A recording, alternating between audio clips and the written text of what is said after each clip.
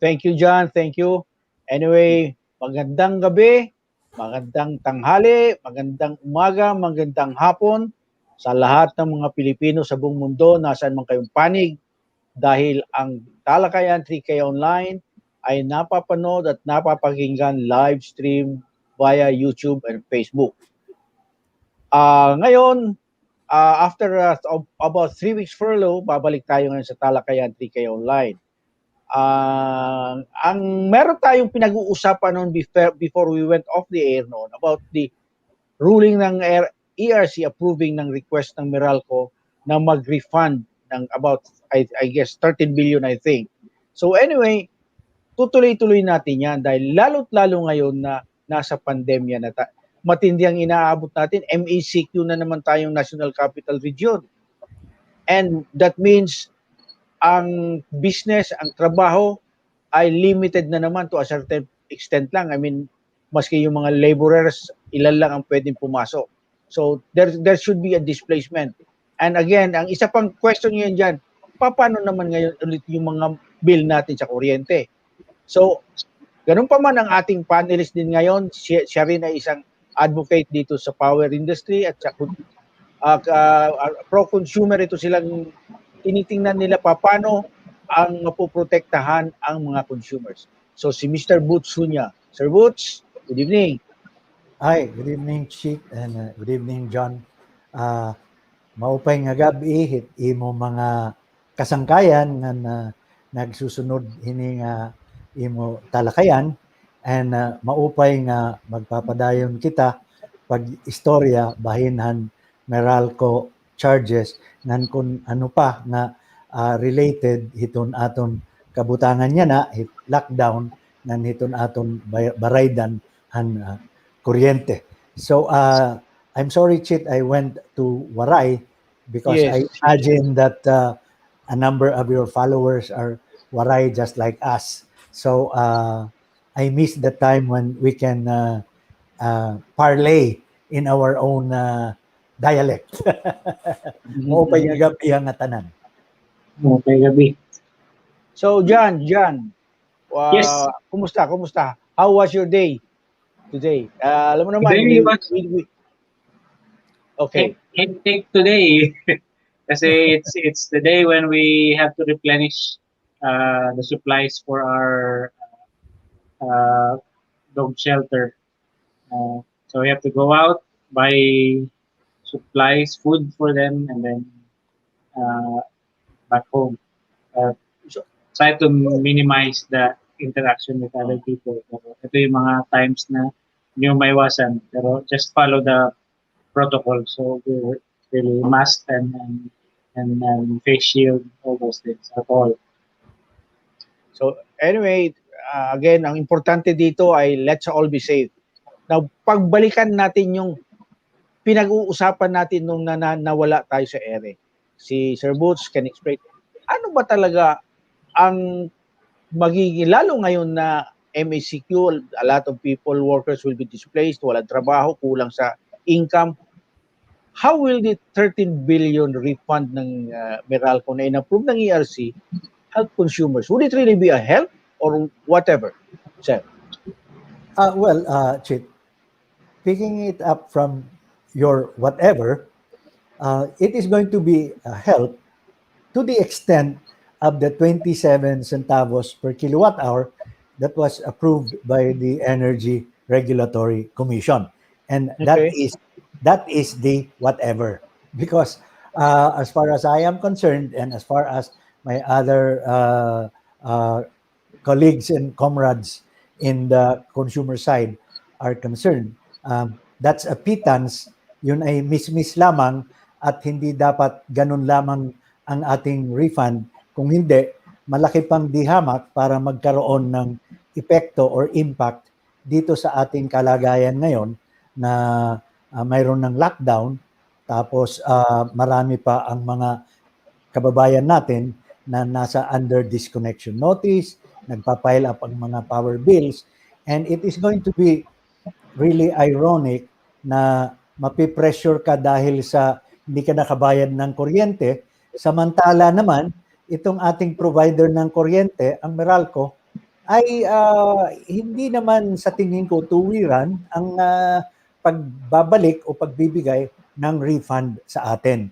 Ang unfortunate nga lang dito is itong klaseng miss na pagre-refund ay parang na-enable or ina-allow ng ating regulator, ang Energy Regulatory Commission, na atin dapat sana tinitingnan na yun ang mag mag will look after our interests as the regulator. Sa tingin ko dito, the Energy Regulatory Commission has failed us in allowing a 27 centavo per kilowatt hour refund when it is very much possible that this could have been maybe 100 times higher. Wow. Okay. Anyway, good. Andito ngayon ang isang inaantay natin na isang panelist natin. We had him as a panelist nung Wednesday, I think. Yeah, last Wednesday. Si Jolly Laboy. Jolly Laboy is an associate professor sa University of Southern Philippines ba yan, Jolly? Southeastern. Southeastern Philippines. You're teaching economics and entrepreneurial development, right? Enterprise, yes. Oh, yeah. So actually, Jolly, yung pinag-uusapan natin ngayon is about power. So we know very well that in any industry business, ang pinaka-importanting factor is the power cost of power. Anywhere, kayo sa Mindanao, lalo kayo because you rely on hydropower yata mostly. Di ba, Sir Butch, ang Mindanao, hydropower sila doon, ano? Supposedly, Mindanao has the hydropower resource, and it's actually the cheapest that you can tap for electricity because you don't pay for the water. You only, actually, lubricating oil nga lang yata dyan ang binabayaran mo. You're going to oversimplify it. After you have invested in the turbino, babayaran mo na lang yung oil nagpapatakbo sa turbino na yan, wala ka ng ibang babayaran. But even so, the Mindanao power situation is also beset by its own set of problems.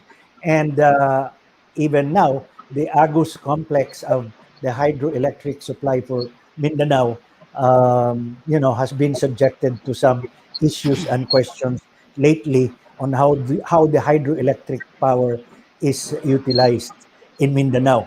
Because I understand there have been a number of coal-fired power plants that have been built in Mindanao, and it is going to alter to some degree the overall supply and power cost situation in Mindanao, because of course coal is more expensive than hydro. And again, there's also another development impacting on Mindanao, and that is the interconnection project, which when they sell it to us, they say it's going to improve your position because you have access to the power supply from the rest of the country, as if you did not have enough power supply in Mindanao.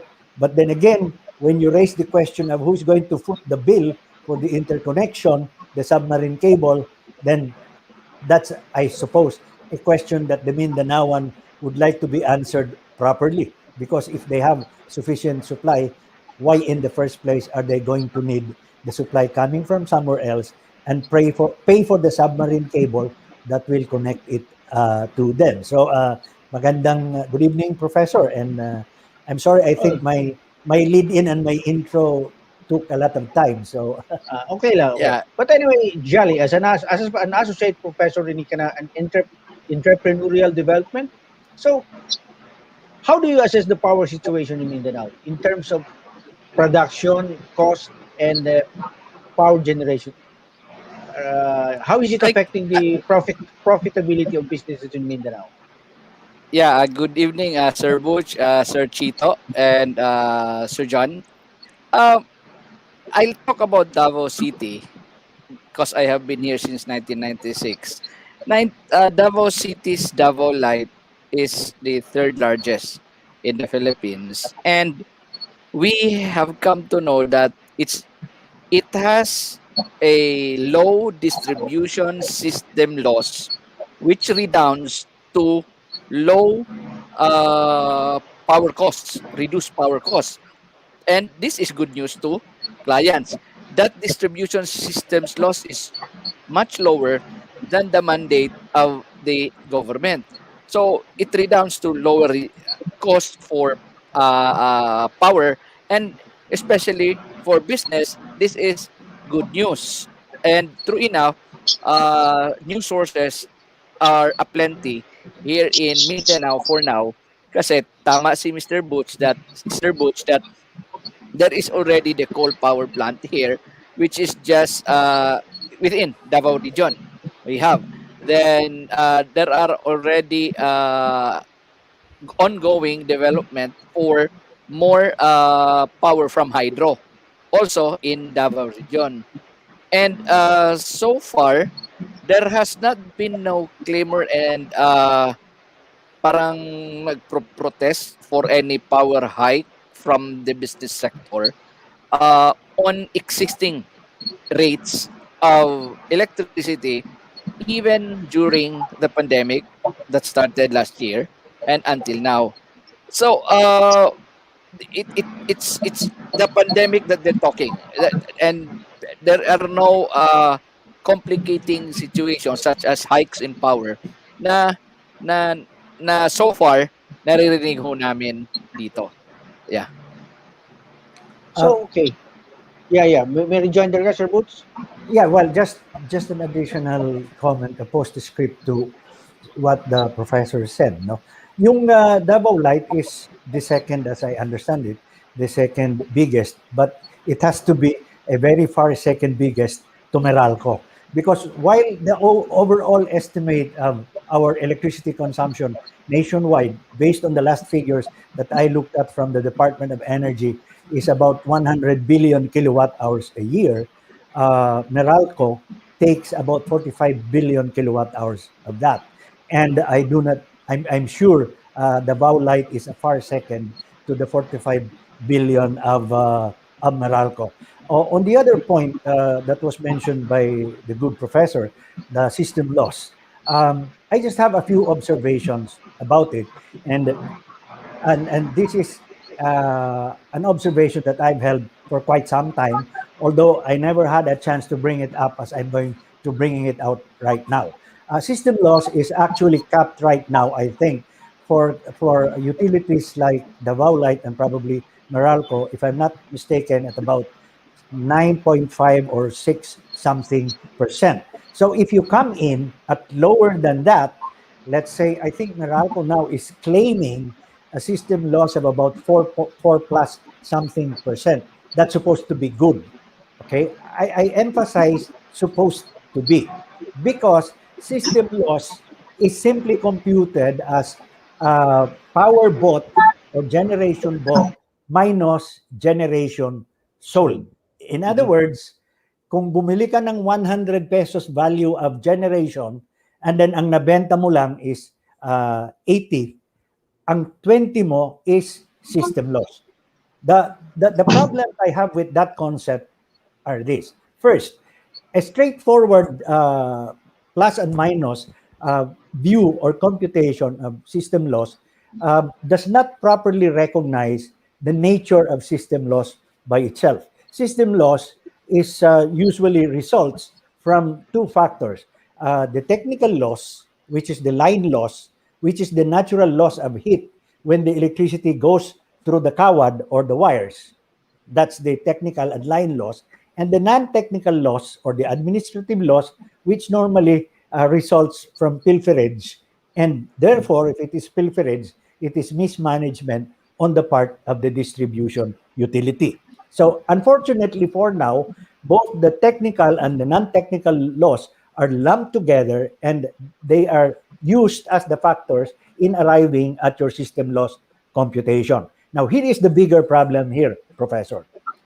When they compute the percentage, if you look at your bill, if it says, for instance, that your system loss is 5%, that's going to be 5% of your total cost, meaning including your generation, your transmission, and your distribution system cost, 5% of that, that is going to be the allowable system loss. Now, here is the problem. how can you be allowing a 5% system loss on your generation component when the loss happens in the wires, in the distribution system, and in the pilferage in the Yeah. distribution system?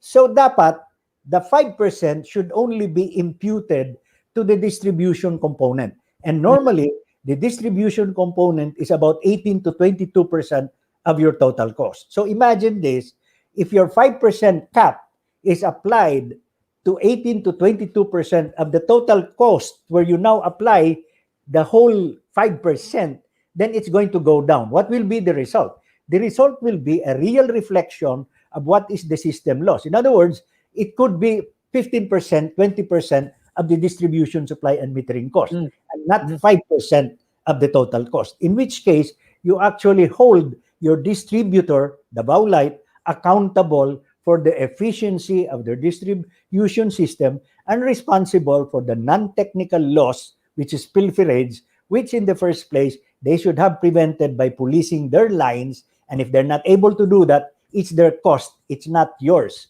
as a consumer in Davao. Mm. Okay?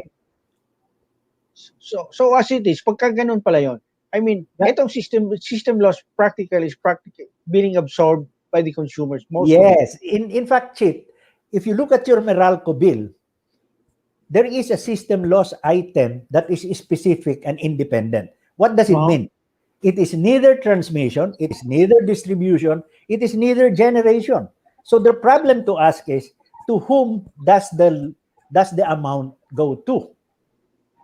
Di ba? Oh. Oh. So, Di ba? para bang for the distributor, I mean, it makes no sense to really improve their efficiency. Total, whatever systems lost, Yes. will be passed on to the consumers. And Walang incentive. And it makes a lot of economic sense to them, because the entire system loss goes to their coffers, and they're not even accountable for it, because it's not part of their distribution, supply, and metering cost. It's an independent cost. Wow. So given na yan, kumbaga Kaya whatever. pag tinignan mo yung system loss mo sa bill mo, straight profit ng utility yon. And the only explanation they supposedly offer for that is because bumili ako ng 100, ang nabenta ko 80, kasalanan ninyo yan, bayaran ninyo yan. Whether yung 20 na yan, half of it is ninakaw. So, yes. Sasagutin, wow. Yes, wow. Sagot mo na yan. Wow. So ang siyam at scam dito is nilagyan nila kuno ng 9.5% cap. Utility now claims, hindi, magaling kami, 4.5% lang kami. But that's 4.5% of total cost, which is a distortion of the concept of the loss. Because the loss occurs in the distribution system. In fact, the high voltage transmission, the backbone has its own system loss. Kasi may line loss yan eh.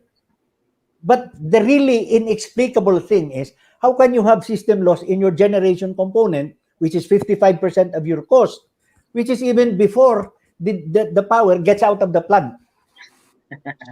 Well, ano ka nagkaroon ng loss? What a nice business. Yes, yan, parang ano yan, magre-refund ako ng 13 billion. Di ba? But behind it, dapat pala mas malaki i-refund eh.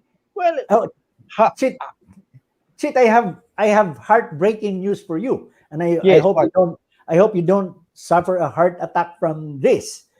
My computation is it should be 11 pesos and 7 centavos per kilowatt hour, not 27 centavos per kilowatt hour. Ang refund? Yes, sir. Whoa! I submitted the number to the Energy Regulatory Commission. But they might say, oh, we'll just fold up. And starting when po yan? Dapat. Starting when yung... Ganito yan.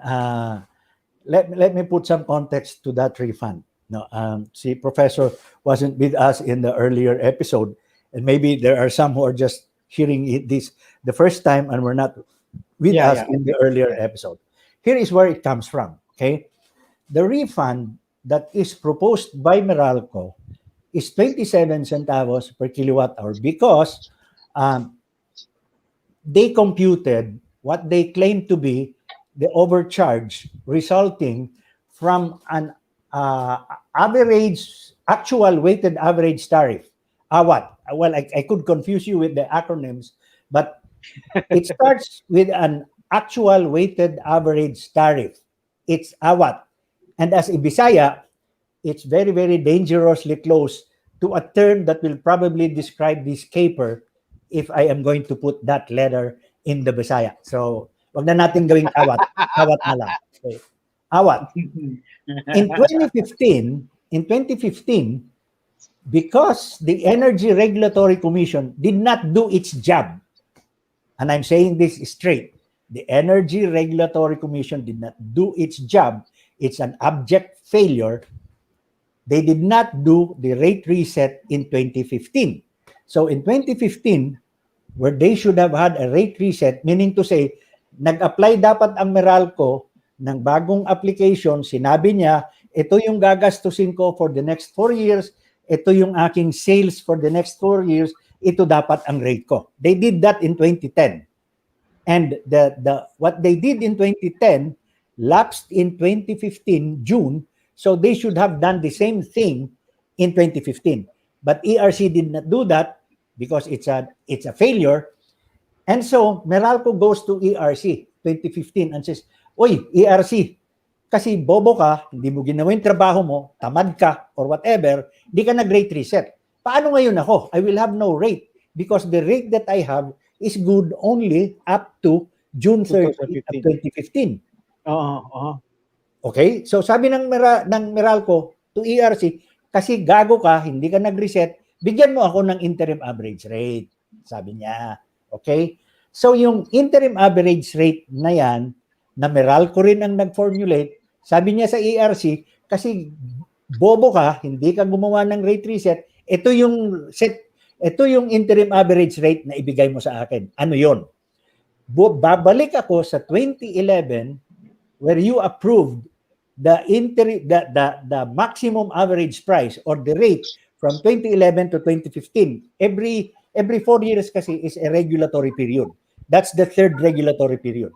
In the third regulatory period, sabi ni Meralco, ito yung rate na binigay mo, maximum average price. Approved in 2011, effective until June 30, 2015, 4 years, 4 na maximum average price. I-add ko yan, i-divide ko by 4, average ko yan, ang resulta is 1 peso and 58 centavos per kilowatt hour. So that's my reference point. That's the takeoff. Remember guys, this rate was set in 2011 based on what Meralco claimed at that time as their estimated expenses for the next 4 years up to 2015. Estimate yun ha. And the forecasted sales up to 2015. Kasi ang formula niyan, estimated cost divided by forecasted sale, that's your rate per kilowatt hour, maximum average price. So yun, in average, 1.5888. 1.5888 ang average. But there was one cost item in 2011 that they could not roll forward. Ito yung tinatawag na under recovery from the second regulatory period. Okay? That under recovery from the second regulatory period was 24 billion pesos. So, flashback ko lang ng konti, yung under recovery is supposed to be kita ng Meralco in the second regulatory period na hindi nila kinita dahil again sa kabubuhan ng ERC na delayed yung implementation ng second regulatory period, nagkaroon ng kita na hindi nila kinita, binawi sa third. Okay? Now, here is the juicy part. Nag-apply ang Meralco ng 20 billion pesos na under recovery, ang inapprove ng Energy Regulatory Commission, 24 billion pesos. Pardon my chuckling, it's not a laughing matter, but that's 4 how billion, it is. 4 billion ang nadagdag. Ang masaklap pa nga, sabi mismo ng PBR sa rules, under recovery will be allowed provided there is no interest paid. In fact, I think the arcane language that they use is something like without provision for time abuse of money or something like that. Accountants will probably be familiar with that terminology better. But when you look at the specific for the under recovery, may 982 million na interest. Okay? Kaya umabot ng 24 billion. Now, forward to 2015, noong sinasabi na ng Meralco sa ERC, bobo ka, di mo ginawa trabaho mo, ito yung ibigay mo sa akin. Sabi ngayon ng Meralco, 158 ang average ng maximum average price ng third regulatory period. Babawasan namin ng 18 centavos kasi yung 24 billion na yan na under recovery, 18 centavos yan per kilowatt hour over the third regulatory period. So binawas yung 18 centavos. Naging 139 something, and then eventually ang inapprove na interim average rate 1 peso and 38 centavos. So guys, 1.44 na inamin ng Meralco na nasingil nila from 2015 to November of 2020 ay lumagpas doon sa 138 na in-average lang nila yung inapprove yung 2011, yun lang ngayon ang basihan nila para sabihin na magre-refund kami ng 13.8 billion. How did they arrive at the 13.8 billion? Simple and straightforward. Bobo talaga itong ERC. Di katulad ng Meralco mag-isip. Okay? 1.44 minus 1.38, ang diferensya is about 6 centavos per kilowatt hour. So ngayon, sabi ng Meralco, ang aming nabenta from July 2015 to November 2020 ay umabot sa 229.7 billion kilowatt hours. More or less, mga 45 billion kilowatt hours a year yan. So, 229.7 billion kilowatt hours times 6 centavos na difference between 144 and 138, yun ang 13.8 billion. Okay? So, using the 13.8 billion computation as reference, sabi ngayon ng Meralco sa ERC, in addition, ito ngayon ang proposal namin. I-refund namin yung 13.8 billion na yan over the next 24 months, 2 years. Now, people, gentlemen, in-accumulate yung overcharge from 2015 to November 2020, binigyan pa ng ERC ng another 2 years to refund. Professor, you're probably more familiar with accounting or whatever. If you just figure out, if they started accumulating the 13.8 billion from July 2015 to November 2020, if you impute some interest to that account, to that amount, magkano na yon? And then ngayon, even if you assume that the 13.8 billion at day 1 in November 2020 or today had already been accumulated, if you put that in a bank and in the next 24 months, it's going to earn interest, what will be the impact of the interest on the refund that you are going to make? In other words, if you net out the cost of the 13.8 billion, you're not even refunding the whole 13.8 billion. Di ba? Because part of that accumulated amount, kung ano man ang earning noon, na i-amortize mo over 24 months, meron ka ng maski papano konti doon. Di ba? I mean, tama ba yun, Professor? Di ba?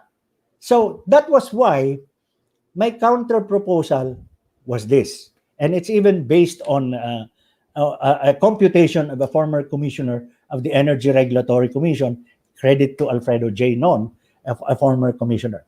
Here is my point on this, and I filed this with the Energy Regulatory Commission last week.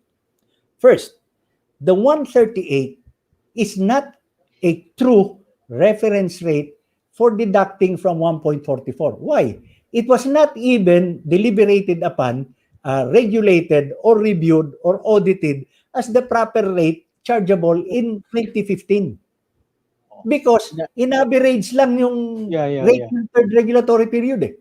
What Meralco should have done is what they did in 2010 and 2011 to submit an itemized list of expenditures to ERC, stating their forecasted cost, forecasted sales and estimated cost resulting in a price, yun ang dapat na abutan. Now, what did Commissioner Non do? He went back to the numbers, he recalculated the weighted average cost of capital. Again, background guys, under the public service law, public utilities like Meralco, Nawasa, etc., the return on capital or the return on investment is capped at 12%. And its administrative decisions and and judicial decisions have also capped return on in investment or return from utilities at 12%. Okay? In 2002 and 2003, the Energy Regulatory Commission, dito sila magaling, they changed the rules in 2002 and 2003.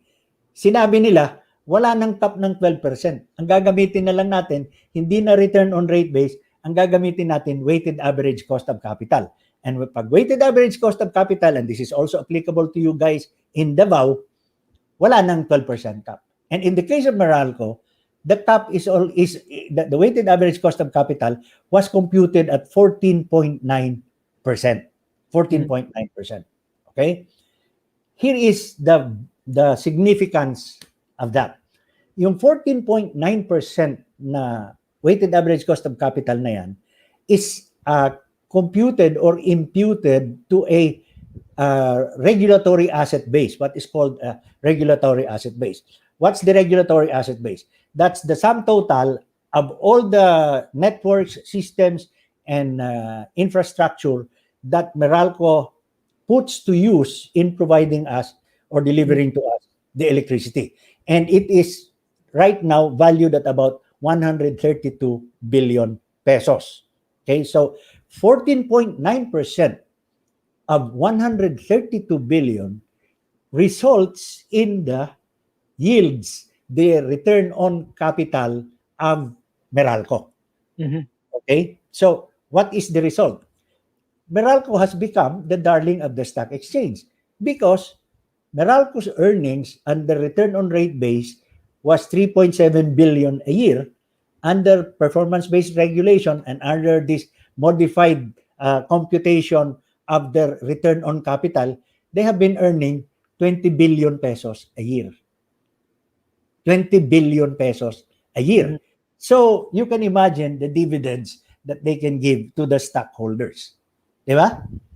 Return on rate base, the rate that we were paying, John, was 79 centavos per kilowatt hour distribution, supply, and metering charge of Meralco.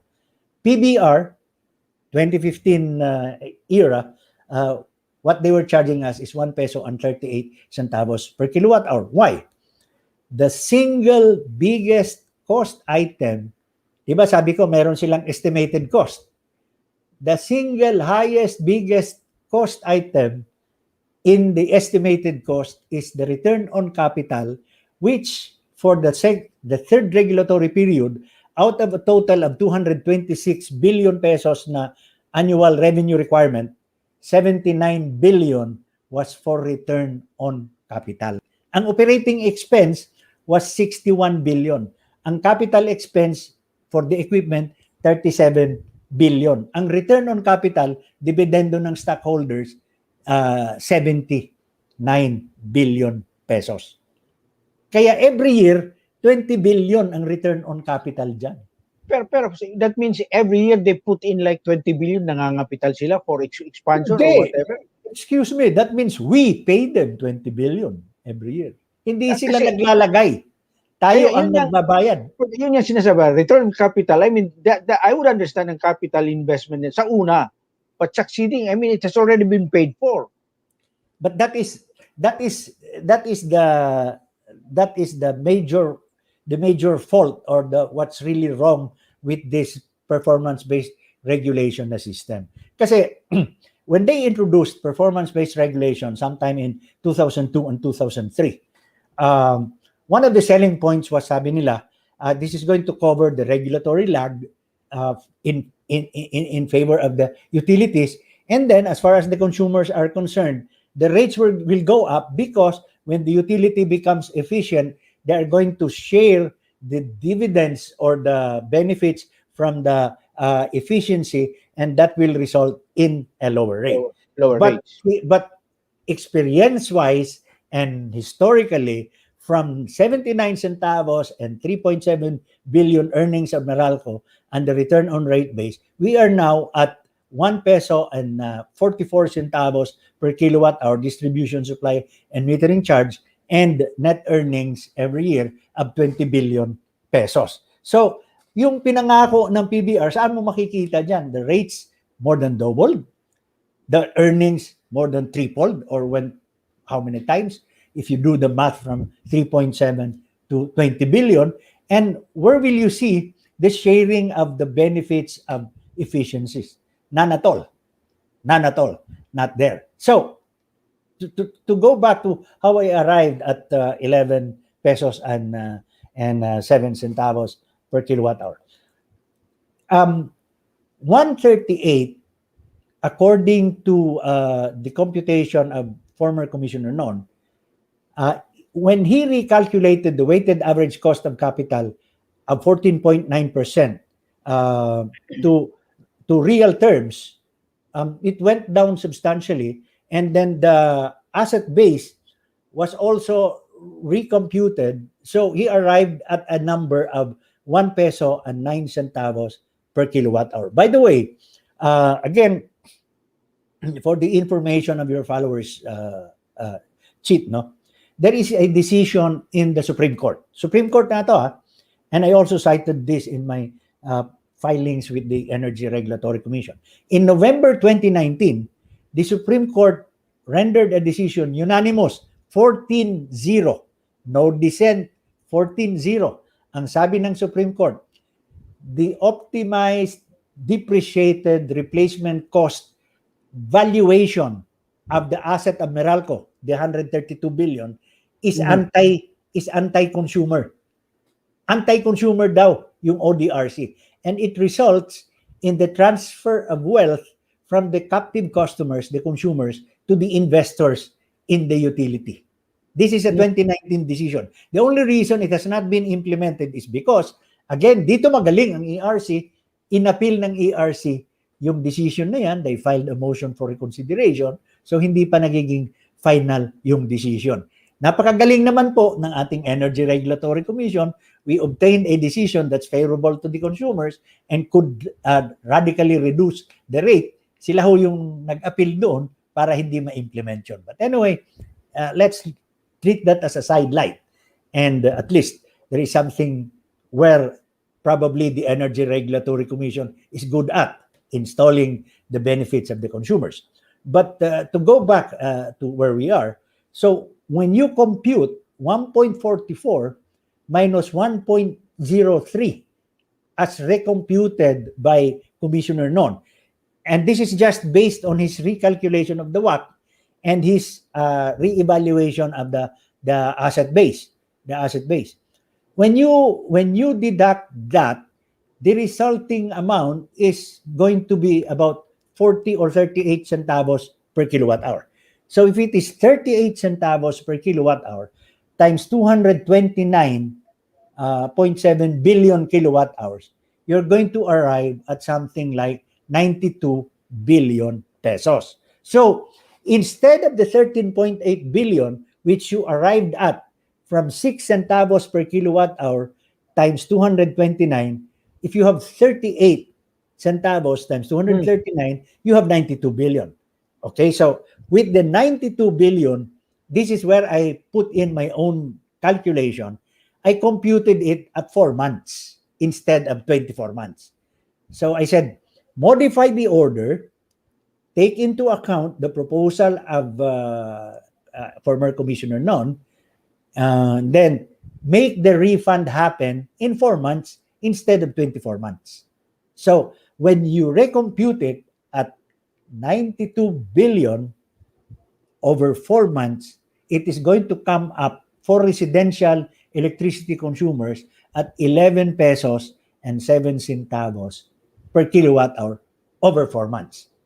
So, kung ikaw ngayon ang isang Meralco customer na nasa ilalim ng disconnection notice dahil hindi ka nakabayad ng 2,000 pesos, baka may supli ka pa. May utang pa Meralco. May utang pa sa'yo ang Meralco. Ngayon, here is where we are as far as that case is concerned. It looks like Meralco, and hopefully not with the complicity of ERC, with emphasis on the hopefully, para tayong na-catch-22. Okay? When they applied in December 2020 for this refund, this was a voluntary act of Meralco going to the ERC and saying, ito nga yung computation namin, 144 minus 138, 6 centavos, blah, blah, blah. Ito yung refund namin. This was December. Energy Regulatory Commission on January 27 approved the proposal of Meralco. No change, no decimal point, no month taken, no nothing at all, no change. In its entirety, in toto, the application of Meralco, in January 27, it was given provisional authority. So, last March, nag-roll out na yung refund ng 27 centavos per kilowatt hour. Okay? February 19, because I became an intervenor in that case. February 16, we had our first hearing sa ERC. Boy, we were all high spirits, etc., etc. In fact, I remember one of the intervenors specifically pleading with the hearing officer, please relay to the commission our support for Meralco's application because 27 centavos is 27 centavos.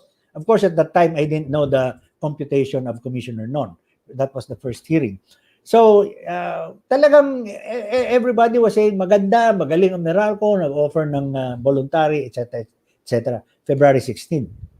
February 19, the provisional authority was officially released. It was promulgated, I think, is the term that they use for that. But it was signed and approved by the commission January 27. In all likelihood, the hearing officer did not know that. But, at the time pala, when we were falling all over each other, or at least they were falling all over each other for the 27 centavos, approved na pala yun. Approved na pala yun ng ERC. But even at that time, I had very strong reservations for a few reasons. Even if I did not see the computation of Commissioner Non, I already knew from my look at the third regulatory period annual revenue requirements that they had a lot of problems. First, in 2019, as early as 2019, the Energy Regulatory Commission, on its own, motu proprio, ordered the refund to Meralco customers and all the rest of the country's customers, including you in the Baulight, the refund of the so-called regulatory reset expert fees. It's not as much as the other multi-billion fees. It's hundreds of millions, but still hundreds of millions. Okay. As far as Meralco is concerned, we were charged 501 million pesos in regulatory reset expert fees in the second regulatory period, the second regulatory period, and I think 200 million. I'm sorry, we were charged 300 million in the second, 200 in the third, for a total of 501 million. But that is just the third. But then again, as I was explaining a while ago, from the 2015 up to today, the third regulatory period rates was simply rolled forward. So logically, the same 200 million that we were charged in the third regulatory period was rolled forward to the fourth regulatory period, which ended on June 30, 2019. And today, we are now on the second year of the fifth regulatory period. So mathematically, you had another 200 in the fourth and probably 100 in the fifth, I'm sorry. So that's 200 plus 100, that's about 500. So dapat, ang refund na sinabi ng ERC is 500. We still have to verify how much was actually refunded. But the point of my labored explanation on this is to drive home the fact that the charges that they were able to collect from us in the third regulatory period are not all in the up and up. There are some charges that were not spent the way they were spent. And precisely, the Energy Regulatory Commission ordered them to refund. So the point is, if in the regulatory reset fund or expert fee, there is a refund. In the other items, what else should be refunded? So in other words, if ERC went motu proprio through a review of that cost item, it should go to the other cost items and subject them to a similar review. I'll give you one example. In the third regulatory period, Meralco charged us 1.4 billion for advertising, Meralco customers. In the second regulatory period, Meralco charged us 500 million for advertising. Well, I have some good news for the professor. As far as the vow light is concerned, for the same period, and the vow light is the second biggest spender on advertising.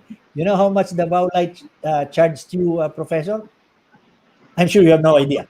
It's only 212 million pesos. So my question is, why should Meralco charge us 2 billion pesos more or less? And the second biggest is 212 million. In fact, the third biggest spender is Visayan Electric, VECO, which is the third largest. 20 million lang ang advertising ng VECO. Where will Meralco bring the 2 billion? That is why it is important, or it was very important in 2015, that Meralco should go through the process of a rate reset, to go to the ERC to say, in the third period, I spent 1.4 billion in advertising. In the fourth period, I will spend the same amount of 1.4 billion, but I will have to show you why I will need the 1.4 billion for the fourth period, and I will have to show you how I spent the 1.4 billion in the third regulatory period. Eh kaso, ni-roll over lang yung average without any review at all and without any audit and verification at all. That's how we're stuck with a 13.8 billion peso refund. Well, before I talk my head off, I think I should give you guys a chance to Sir Butch, I am curious what that definition of adversing that being charged by all these power companies. How do they find it? Professor, your curiosity is well founded, because in fact the Commission on Audit, when they admonished Meralco from charging us advertising cost, and they disallowed quite a number of Meralco's advertising costs, the Commission on Audit specifically pointed out, you're a monopoly. You have no competition. What do you need advertising for? And then secondly, Commission on Audit said, if at all or if ever you're going to go into advertising, it should only be used and useful information, and it should be timely information for your customers. In other words, power interruption, etc., etc. But if it is a feel good, do good, apple polishing kind of advertising, that's not allowed. And it was actually disallowed. I remember the Tanglao campaign, I think, of Meralco was disallowed by the Commission on Audit. So, but 1.4 billion is one of the items that they'll have to account for in a process that is called a rate reset, which actually Meralco in their present application wants to bypass. Kasi nga, nung binabasa ko nga itong application ng Meralco that was filed in December last year, the whole 6 or 7 pages is an indictment actually of the Energy Regulatory Commission. After my first read of it, I was saying to myself, the Energy Regulatory Commission closes its eyes and pinakapal ang mukha and gives due course to this kind of application. Kung akong Energy Regulatory Commission na yun, I would have kicked them out of the door with that kind of application. If you read it, all over it says you did not do your job. That's why we are here. Kanino ba accountable ang mga ERC commissioners? To the ombudsman, I hope. To the ombudsman, I hope. But You know, I have filed together with a couple of other consumers our pleadings on this case. And the way I look at it, this is going to go to the ombudsman. Sir Butch, Okay. In the many regulatory time, the first regulatory and the second, third, fourth, um why are there differences in how computations are done? Is it that included? Is that institutionalized by ERC on how all those computed? Ano yung mga It's supposed components? Ano yung laman? yeah, it's supposed to be institutionalized, and I think this is where the utilities and the commission have, I think, been in a bind. They're in a bind because the rules are very clear and the rules are very specific. In fact, in terms of the expenses that they can charge to us, it's a two-page, three-page list. It's a two-page, three-page list of specific items. That's how I was able to draw the 1.4 billion advertising. That's how I am able to draw the 12 point something billion pesos for Meralco's meter reading, billing, records, and collection. And to that point, if Meralco is charging us 3 billion pesos a year for billing, records, collection, and collection, uh, why are the bills now, the billing system now of Meralco, why is it in shambles? Who is being paid the 3 billion for that? If you go to the Facebook thread, Meralco complaints, maiiyak ka sa mga reklamo ng mga patong-patong na billings. And then ang masakit, while they are turtle paste in terms of sorting out the erroneous billings, they are very fast. They're faster than a hair in disconnecting those consumers, those customers. So, saan napunta yung 3 billion? Paano ka nagkaroon ng billing na 3,000 today, 14,000 tomorrow, and then mayroon pa isang bill, April 29, X amount, April 30, X amount. Sabi ng customer nga, di ko pa natatanggap yung original bill. Mayroon na palang kasunod na other bill. I thought the reading is a 30-day cycle. So saan nila kinuha yun? Di ba? So I just observed itong mga bayad centers. Yung mga bayad centers ng mga power bills. May nakalagay bayad center, Meralco Company. Ano kaya? Ano is this a subsidiary ng Meralco or what's that? Mga You ganung know, klase. ang nakakaano diyan, Chito,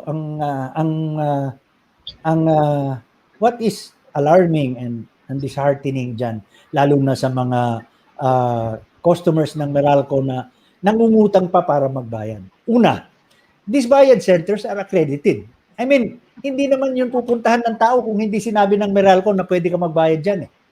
'Di ba? Oh yeah, yun Ngayon, natural. nakabayad na doon, biglang sasabihin sa'yo ng Meralco, huwag kang magbayad dyan kasi hindi namin nare-record. Now, sino may kasalanan dyan? If you did not accredit them, di dapat hindi nagpunta doon yung customer. At kung nagpunta doon yung customer at nagbayad at accredited yan, then you should recognize it. In fact, that is where my 3 billion peso question is. If you're getting 3 billion pesos a year for billing, records, collection, etc., why do you not have enough offices and enough desks that will entertain the complaints of the customers, and they have to go there 5 o'clock in the morning, get a number, and there's a cut-off. You don't get that number within the cut-off. You don't get entertained. Anong ginagawa ng Energy Regulatory Commission? You don't even need a complaint. Diba? And remember, the 12 plus billion that they collected in the third regulatory period, they collected the same amount of 12 billion in the fourth regulatory period, and another 6 billion in the first 2 years of the fifth regulatory period. Where is all that money going? Diba? Ito yung masakit. Ito yung masakit. And I guess we are going to get into that when the Energy Regulatory Commission finally is shaken out of its stupor, and they do the rate reset.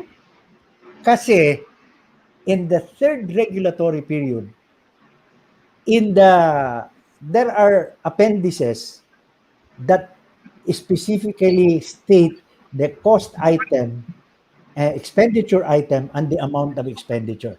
It's Appendix A, B, and C in the second regulatory period, and that's the capital expense, operating expense, levies, and taxes. It's Appendix A, C, and D in the third regulatory period, the same amount. It's specific yun and itemized. But after we went through all the trouble of examining all the cost items, in the footnote of the appendices, may nakalagay doon. The numbers and the amounts here are only suggestions or something. If I have a time, Arbitrary. No. if I have a time, I'll go and get the actual copy. The utility does not have to follow it. The final Oh. record will be in the at the end of the period. In other words, after going through all the trouble of line by line, item by item, deliberating it, at the end of the process, sinabi mo, ano lang yan? Exercise lang yan. In fact, that is the exception. The general rule is don't follow it. The exception is you follow it. In effect, that is what the footnote says. Ito, crafted And ito ng ERC. it It is was a crafted by footnote. ERC. It is a footnote that has been carried from the second to the third, Grabe, and I uy. suppose even up to the present. Wala yan pinagkaiba, Chit, sa sinasabi kong regulation nila na uh, uh, if you apply for a true up or adjustment of cost, if we are not able to approve or reject it in 6 months, it becomes final and approved. In other words, all I have to do is sit on my hands for 6 months, approve Jump. na yan. Dribble ka lang, dribble. Hindi ka na nga kailangan gumawa pa ng anything eh. Huwag mo na lang aksyonan, okay ka na, paano mi? Parang paboritong anak ka. Sir Butch, in the law, the ERC should be doing the rate reset. No, Because now it's not. It's not a law, Professor. It's actually their own rules. Those are rules that the Energy Regulatory Commission put out. Here is the law that is the basis of it. When EPIRA was passed in 2001 as the Electric Power Industry Reform Act, one of the powers of the ERC is the power to set the rates.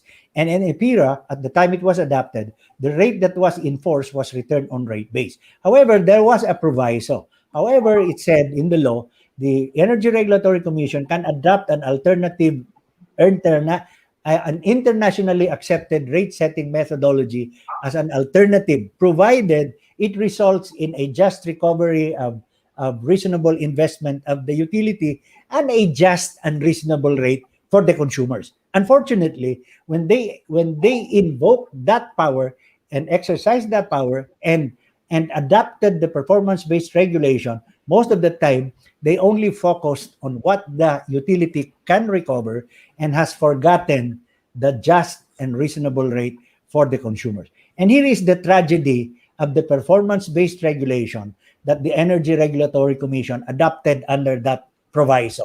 The performance-based regulation, when it was conceptualized in the late 90s and implemented in the early 2000s, about 2003 or 2004, one of the justifications they said is there is what they call a regulatory lag. Kasi under return on rate base, ito yung isang diferensya dyan. Return on rate base, the utility makes an investment in his systems and networks. After making that investment, he goes to the regulator and says, Mr. Regulator, I invested 100 billion.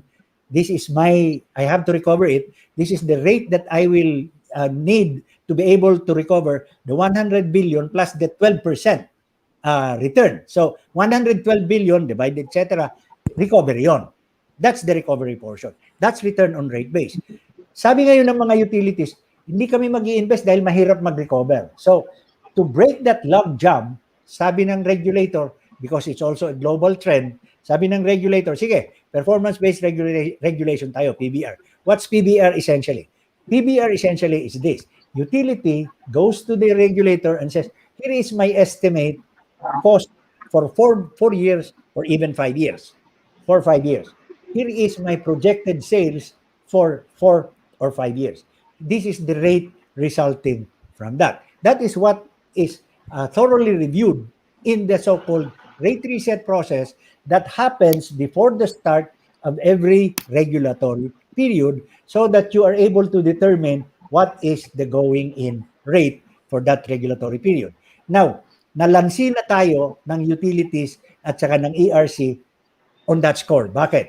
Pumasok yung WACC, 14.9%. Nawala na yung 12%.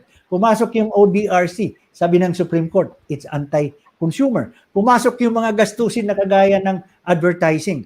And I must admit, in 2010 and 2011, we were hardly in a position to argue it because essentially, we did not know any better at that time, essentially.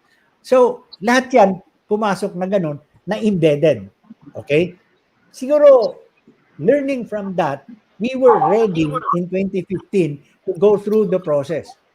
And probably that is the process that Meralco and the Energy Regulatory Commission wanted to avoid. And indeed, they avoided it by, ito na nga nangyari, nag-interim average rate, hindi nagkaroon ng rate reset. I think the biggest failure of the Energy Regulatory Commission is their inability to implement its own rules and conduct a rate reset. So what happened here?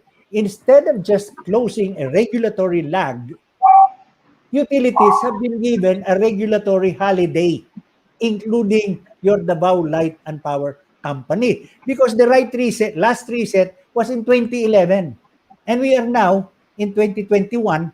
It's a 10-year regulatory holiday. Di ba? May tanong lang ako. Everything is based on their projections.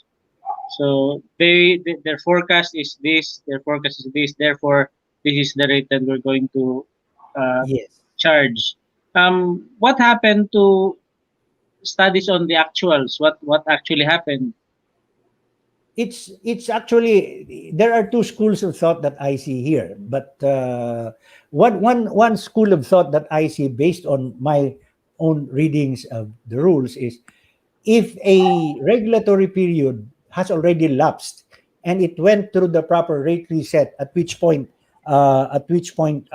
you were able to thoroughly review the application for the annual revenue requirements. For the lapsed period, you cannot touch that anymore, because the rationale between the rationale for the PBR methodology is this: between the first year to the end of the regulatory period, annual adjustments are supposed to be made, and in the annual adjustments, that's where we are supposed to share with the investors the dividends from the efficiencies in their operation. In other words, may mga trigger point yan. Like, for instance, kung ang cost mo has gone up or down based on a certain trigger percentage, the resulting savings from those efficiencies there's a formula for sharing it. Okay, unfortunately, my own reading of our own PBR, I don't see that. But in other regimes that I have read a little bit about PBR, that is an important mechanism. It's not here. You know why? If it were there, when Meralco's net earnings was skyrocketing from 3.7 billion to 20 billion, there should have been a trigger point which would have said that beyond, let's say, 5 billion, theoretically, the 15 billion should already be shared equally. Dapat cap lang sa utilities Yes. hindi siya income stream dapat Yes, there should have been a trigger point that from the 5 billion to the 15 to the 20 billion, the 15 billion should have been shared between Meralco and their customers. So minimum, we have an insensitive ERC right now, even amid the pandemic. Well, I do not know whether they are clueless or heartless, but I'm afraid they are both. Well, alam mo talaga ito ngayon. Ito pinag-uusapan natin dyan, like we discussed it, even on Wednesday, the economic impact. Lahat apektado when we're talking about power. Cost of producing goods, cost of transporting goods, lahat yon. Well, in fact, Well, in fact, since the professor is with us, and I just want to go a little further with my own look at what the refund should be. In fact, Prof, I was thinking the refund should entirely be to the residential customers. Why? Residential customers is the ultimate customer. He doesn't pass Yeah. on any cost. Wala na, The wala na. entrepreneur recovers it from his cost of his service or the cost of his commodity. It's his cost of production. So why should he get the refund? We Yes. already paid for it when we Yes. patronized his product Mhm. and we patronized his service. So the entire 92 billion should go to the residential customer Exactly. as the ultimate end user. Di ba, Prof? Kasama. Sa Di ba? Wala pang research yun yan, Jolly? I Ah, mean, there, even as a theory, from a theoretical point of view, isn't there merit in looking at it from a theoretical point of view, comparing ultimate end user and a pass-on user? Di ba? Cost of production yun eh. Cost of, Oo nga eh. cost of Kasi walang impact sa pass on eh. Yeah, Hindi wala sila yun. Yeah. hindi sila nasaktan eh. Maswerte-swerte na nga lang tayo. The only reason why residential customer it's going to get 11 pesos and 7 centavos per kilowatt hour by my computation is because, again, this is data submitted by Meralco. I don't know if you guys realize this. In the Meralco franchise area, we use 30% of energy sold, but we contribute 70% of revenue. Industrial customers contribute 30% of revenue and use 70% of energy sold. That's why, in looking at that, it has to be an input or a factor in calculating how much refund should go to which customer class. Because after all, if that refund amounted to that much, regardless of consumption, that came from the revenues that we were charged, where we were being charged 2/3 of their cost versus our 1/3 of their production. Parang Diba, in-apply nila yung wholesale retail. Ang wholesaler, mas mura ang bili nila. Ang retailer, mas mahal ang bili nila. Parang ganun eh. Alam mo, ang Energy Regulatory Commission, Prof, I think 2 are from Davao. So I hope, ganon? I think there are 2 people there from Davao. Well, and since the first regulatory boards that existed until now, mayroon bang naiwan na for how many boards na andon pa rin yan sila? Here is the configuration of the board. No, it's normally they serve for a term of 7 years. And by the way, the compensation is the chairman of the commission has the compensation of the Chief Justice of the Supreme Court, and the associate commissioners have the compensation of the associate justices of the Supreme Court. This is the only commission I know that rises to the level of the Supreme Court. Not even the COMELEC, not even the Commission on Audit, certainly not the Civil Service Commission.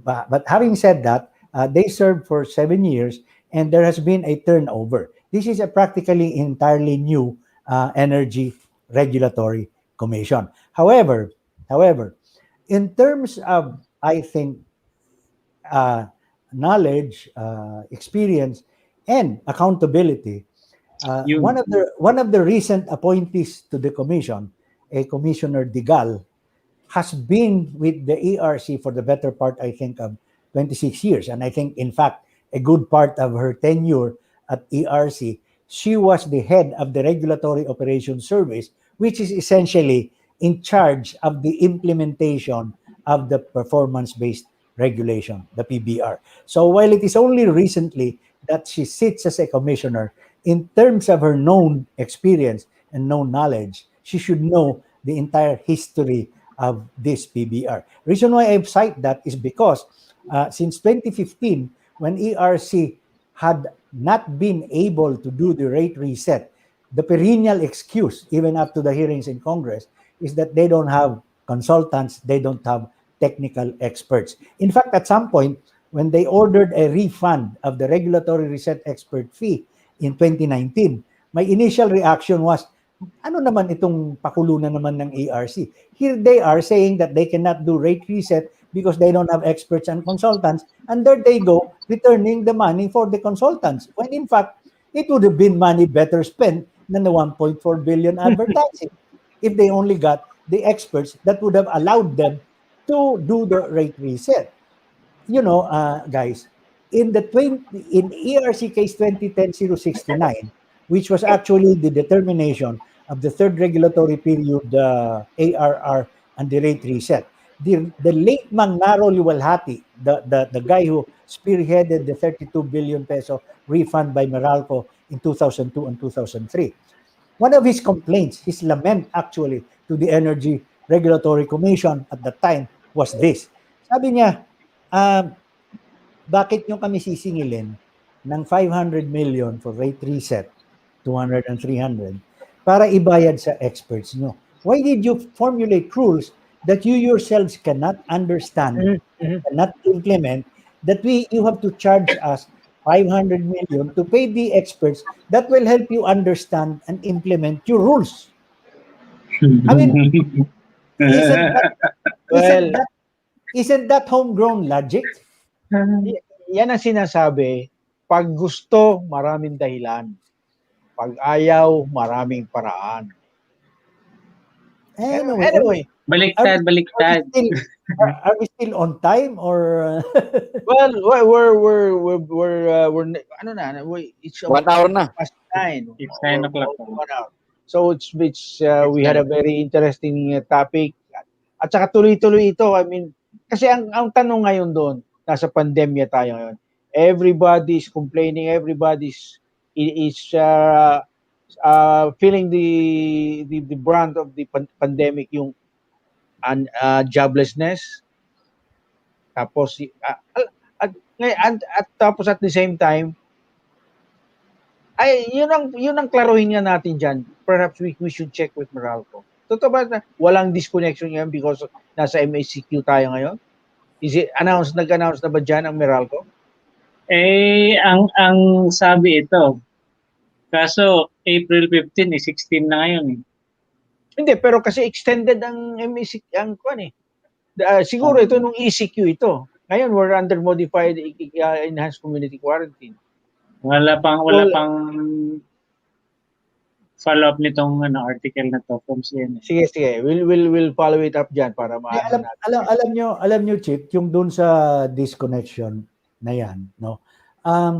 Mayroon naman na yan existing rules eh. Unang-una, you cannot disconnect on weekends. You cannot disconnect on off hours. You have to give a 24-hour notice. Hindi na lang na basta-basta ka dadating. At yung notice na yun should be a separate written notice. Those are all in the Magna Carta for residential electricity. At saka yung pag-deliver ng notice, hindi yung iipit lang sa pinto eh. Yung kaya nga ganun yun. So dapat those rules have to be observed. Pero pangalawa, okay. Yeah, go ahead, sige. Ang problema mo kasi ngayon, everything is outsourced. Ang Meralco, kumukuha na ng mga outsourced na yan eh, yung mga billing meter readers, mga billing pati yung mga nagko-connect, nagdi-disconnect, nagre-reconnect. Mga outsourced na Meralco eh. Hindi, alam mo yung sourcing to provide the service, concern talaga ng Meralco yun. At saka nakasingil na nga sila ng 3 billion para dyan eh. So how they source it or how they do it, nasa kanila yon, obligasyon nila yon under their franchise. But there are certain rules that they have to follow. But here is what is tragic here, no? Sabi mo nga, Chit, medyo masama. No, we're in a bad situation, but it doesn't have to be this worst. And it is worse because the Energy Regulatory Commission is not doing its job. Di ba? So, kung sana ipapasunod ng ERC yung kanyang trabaho, hindi sana tayo aabot sa kagaya ng mga nakikita natin sa Meralco complaints. And on top of that, remember, Meralco is sitting on a 26 billion peso bill deposit account. So kung mayroon man siyang gap sa kanyang cash flow, why doesn't he go to the 26 billion bill deposit account? I'm sure naman that his entire cash flow was not collapsed. I mean, a lot of people are still paying. And we have to understand that there are people or customers on the fringes who might need it. And those on the fringes are not necessarily going to use up the entire 26 billion refund. Now, my question is, ERC knows it's there. ERC knows Meralco has it. what is happening? Why don't they step in? Can they have the imagination to think that there are other ways to be able to do this? Besides, if the problem of Meralco is they say their own suppliers are nagging them, then they and ERC can go to the president and ask for some kind of a relief uh, from those that are nagging them for their collections. But if they are going to press collection because their 20 billion peso annual return on capital that is going to pay their dividends in the stock market cannot be met when the dividend call is made, then that's a different story. Di So ba? ano niyo sa itong mga kayong mga advocates kayo dito sa power? What do you think? Are you going to get a favorable resolution from ERC on your issues or ano? How do you look at the issues dito sa Meralco, Sir Bruce? I have looked at the issues every way I can, but I doubt if the commission is looking at it the same way.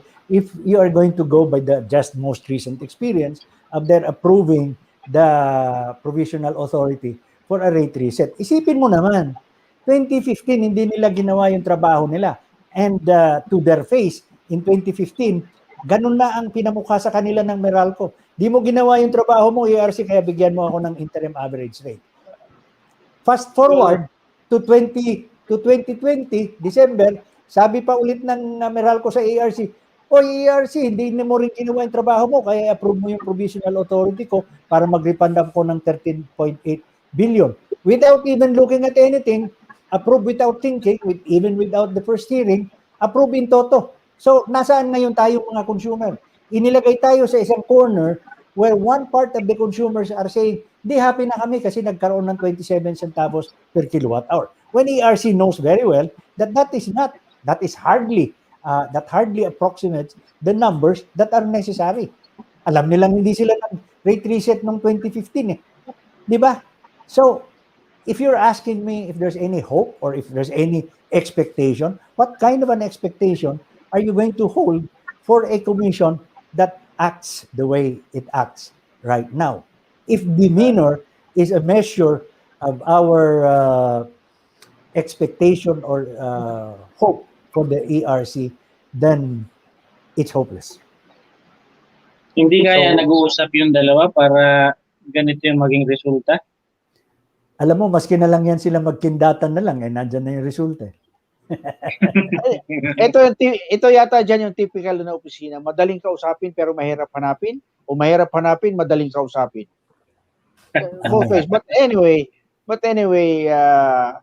ano na tayo, we're almost done. So Jolly, do you have anything to say about what pinag-usapan natin ngayon? You have your thoughts about what we discussed, Jolly?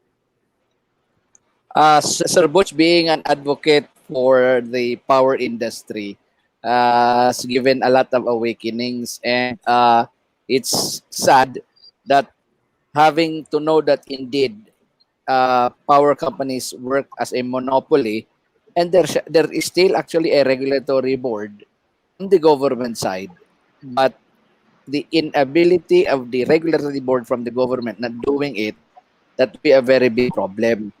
And we just hope that there is a police who will police PRC, because if in the absence of that one, there is no light, I think, at the end of what we are all experiencing here now. And it has been for how many regulatory board hearings already. So thank you very much, Sir Butch, Sir Chito. Ano ba yung ano ba yung position? Yep. Baka comment lang ako kay Jolly, Jolly. okay, Prof. Yeah. Prof, you better keep an eye on this particular case because this is just a test case. There are actually 19 distribution utilities under PBR right now. Of course, Meralco is the biggest, and your DLPC is the second biggest. So whatever is the outcome of this decision, the Baulight is going to benefit from it. What am I saying? If they allow in this application a backdoor rate reset, or if they are able to bypass the rate reset and they are able to bypass accountability for those unreset rates that they have been charging all of us, including you, since 2015. If they get away with it, Davao Light is going to go in next and try to get away with it. If you are going to see some of the numbers that we're putting out, since they are using the same formula, the same methodology, then the same distortions in rate are most likely distortions in your Davao rate. When I was summarizing my PBR comments, I said, under PBR, we are being asked to pay an arm and a leg so that the utilities like Meralco and Davao Light can make money hand over fist. And that is the reality, Prof. So anong composition ng mga commissioners ng EIs? Are they only impeachable or can they be removed from office by the president or anong status nila? Ang wording of the law is they can be removed for cause, but removable but for cause. But ang status ng mga yan, and one chairman of the commission was already run out of office, and so there's precedent for it. So this all comes down to the door of the president. Si Duterte pa ba ang president ngayon, no? And it goes to his door to see that these people in the ERC do their jobs. They have security of tenure. They can be removed for cause, but it has to be for cause. But more than just cause, I think persuasion, and we have a persuasive president, will be vitally important and significant at this point. How many of the sitting commissioners now have been appointed by Duterte, President Duterte? All of them, from the chairman to the all of them. Puro Duterte appointees ito. Wow. All of them are Duterte appointees. Well, guys, is it good news or bad news for us, guys? Since 2016 yon, no? And then 2020 was the regulatory regulatory year. Then that was last year. Mm-hmm. No, but Chito was asking about the sitting commissioners. The entire commission now was appointed by President Duterte. From the chairman, De Banadera, all to the members, they're all Duterte appointees. Well. I don't know if it's good news or bad news for us. It could go both ways. We need a police for the police. Well, I think, guys, we still have a lot of topics to discuss, but we're running out of time. We'll have another round of these discussions on power. Hopefully, we'll set ano bang developments? What developers do you expect, Sir Butch, and very soon on the power sector project? As far as Meralco is concerned, the last hearing that we had, we finished with the pre-trial briefs and the pre-trial and the issues. We are about to start with the evidentiary, but there are a lot of interlocutory issues that have to be settled, and principal among them is Pete Ilagan of Nasicor has filed a motion to dismiss. I filed my own comment to his motion to dismiss, but I added in my own comment that the 27 centavo refund going on right now since March should be continued, but immediately Meralco should be directed to file a proper application for a rate reset and not just a kawat of the awat or the ayat or the IAR, and that the Energy Regulatory Commission does its own recalculation of what should be the reset, and the period for refund should be reduced from 24 months to 4 months. So we all have made our comments on the motion to dismiss. Procedurally, I understand it is difficult to have the application dismissed, and especially because the 27 centavo refund is already ongoing. But I will not let pass the need or the necessity for consumers, at least my side of the consumers, to be able to hammer in the fact that it's a 92 billion peso refund at the very least, and it should be 4 months and not 27 centavos over 24 months. Okay. There's There's no schedule for another hearing. We're going to wait for the order of the commission to come out that will set the hearing. So Okay. how soon do you expect the ERC to come out with that decision? Are we It going to see it anytime soon? it depends on how fast the commission itself will decide, because the way it happens, the hearing officer conducts the hearing, but it is the commission and bank that makes the decision on Well, what the final order will be. So it will depend on the commission. But in this particular case, considering that there is already a provisional authority that is rolling out, and considering that I feel the parties, the principal beneficiary parties, can see that there is some measure of benefit that will be a comfort to some sectors, which in effect will be a source of comfort to them. They might feel cocky and confident that they can take their time. In other words, I'm not that optimistic that an order will be forthcoming soon enough. so okay, we can only hope for the best. I hope ang ating presidente naman ay pumasa. I hope medyo makalampag natin ang pagiging promasa ng ating presidente at somehow tayong mga consumer naman ay makaramdam naman ng konting pagmamalasakit ng ating ERC.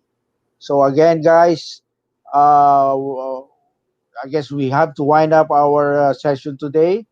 So hopefully, as soon as we get some developments from ERC, Sir Boots, we can have another round siguro yung kung anong whatever the result. Lalo ang decision na lang ang inaantay natin ng ERC ngayon, ano. So Ang inaasahan talaga natin, Chit, ay i-dismiss ito ng ERC, utusan ang Meralco na mag-file ng rate reset. Kasi yung dinidescribe ko na nga kanina, the same information that they submitted in 2010 for the third regulatory period, they have to submit that information for the fourth and the fifth regulatory period. So let's hope na matauhan ang dapat matauhan. So again, John, what's your final ano mo?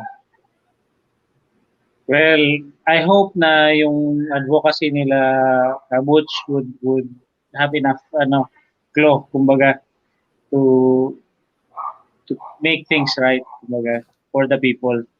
Kasi masyadong one-sided sa sa mga description sa discussions. It's a one-sided, it's a very very lucrative business kumbaga. Pero it's supposed to be pro people eh. It's a utility business, so it's supposed to help the people. Pero it looks like it's a one-sided thing. Yan. Okay.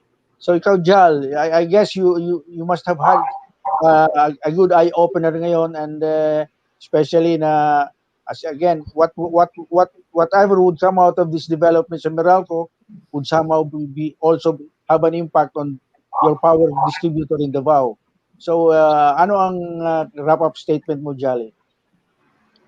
Two things that actually came out now na magandang i-explore, and that advice of Sir Butch na bantayan whenever this comes out. Then the second is yung pinag-usapan kanina on the input and the output. I mean, between the residential consumers as well as the entrepreneur consumers, their usage, tapos yung usage naman yung residential versus on the what they would be getting as a refund, as a dividend, etc. No, those two areas are very very good to explore from the side of the academe, and hopefully all data for that one will be accessible. Okay, and that would be a very good paper, in fact, and hopefully. Once there is enough data on that, maybe you can explore writing that one and then putting it into recognizing it by a university. Then it becomes objective, and when it's objective, I hope there will be those will be reading it that would make a dent, no, on the result of that. So thank you very much. Okay, so guys, Sir Boots, thank you so much again for your time. Thank you. And we'll have another round of discussions on the power issue ng Meralco very soon as we get developments from ERC. So, good night. Good night, everyone. Good Again, night. good night. Magandang umaga. Good night. Magandang Good tanghali. night. Thank Magandang you. gabi. Sabi ko, Chit, waray sa payan. Waray sa... Well, Mupay gabi. Ngayong gabi, damo nga salamat tayong nga tanan. Magandang gabi.